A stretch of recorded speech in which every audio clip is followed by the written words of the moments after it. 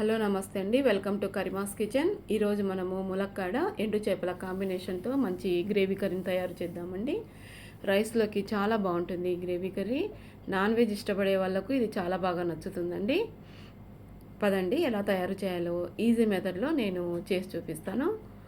ఫస్ట్గా మనము వీటికి కావాల్సిన పదార్థాలు ఎండు చేపలండి. వీటిని మనము ఫస్ట్గా డ్రై రోస్ట్ చేసుకోవాలి. పెన్న మీద వేసి నిదానంగా వేయించేసుకొని బాగా దూరగా కొంచెం చల్లారిన తర్వాత వాటర్లో వేసి పెట్టామంటే ఇసుకంతా పోతుందండి, క్లీన్ అవుతాయి. ఒక 2 వాటర్లతో బాగా కడిగేసుకొని పక్కన పెట్టేసుకోవాలి.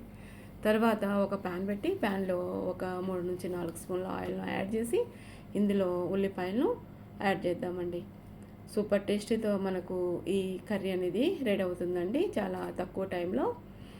ఇలాగ మనము ఉల్లిపాయలు వేసి వేయించేద్దాము. బాగా వేగిన తర్వాత ఇందులో మనము కొద్దిగా చిన్న చిన్న ముక్కలుగా కట్ చేసుకున్న పచ్చిమిర్చిని యాడ్ చేసేద్దామండి.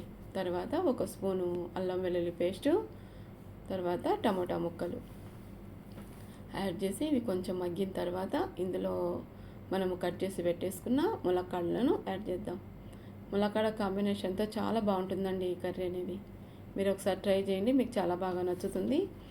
ఇప్పుడు ఇందులో మనము కొద్దిగా పసుపు, తర్వాత కసూరి మేతి, ఉప్పు, కారం యాడ్ చేసి ఒక 2 నిమిషాలు మూత పెట్టేయండి. ఈ మసాలాలన్నీ బాగా మగ్గుతాయండి టమోటాతో పాటు. తర్వాత కొంచెం వాటర్ను యాడ్ చేసి ముక్కలు బాగా మెత్తబడేంత వరకు ఉడికించేసుకుందాం. ఫస్ట్ టైము నా ఛానల్ చూసేవాళ్ళు please like, share and subscribe చేసుకోండి. ఇలాగ ఈజీగా చాలా సులభంగా చేసుకునే మెథడ్లో నేను రెసిపీ అనేది మీకు తయారు చేసి చూపిస్తానండి. మీరు ఒకసారి ట్రై చేయండి, ఈ కర్రీ చాలా బాగుంటుంది. కొద్దిగా వాటర్ అనేది యాడ్ చేసి ఈ ముక్కలు మెత్తబడేంత వరకు ఉడికించేసుకుందాం. రోటీలో కన్నా ఈ కర్రీ మనకు రైస్లో చాలా బాగుందండి. నాన్ వెజ్ ఇష్టపడే వాళ్ళు ఇదొకసారి ట్రై చేయండి. కొద్దిగా ఇందులో ఉడికేటప్పుడు చింతపండు రసాన్ని యాడ్ చేయండి. కొంచెం పుల్ల పుల్లగా చాలా బాగుంటుంది. తర్వాత మనం నీట్ చేసి పెట్టుకున్నాం కదండి, ఎండు చేపలను యాడ్ చేసి బాగా కలిపేసి ఒక 2 నిమిషాలు మూత పెట్టేయండి.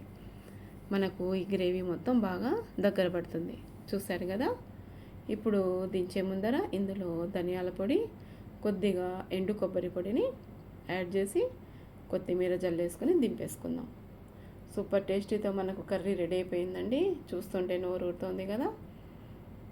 మీకు చాలా బాగా నచ్చింది కదండి. దించే ముందర కొంచెంగా దాల్చిన చెక్క, లవంగాల పొడిని ఒక చిటికెడు యాడ్ చేయండి. గ్రేవీ మంచి సువాసనతో చాలా బాగుంటుంది.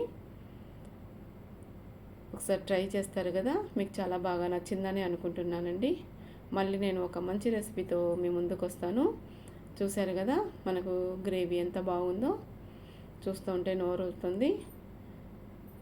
మళ్ళీ ఒక ఈజీ రెసిపీతో మీ ముందుకు వస్తానండి. Thank you for watching. Bye అండి.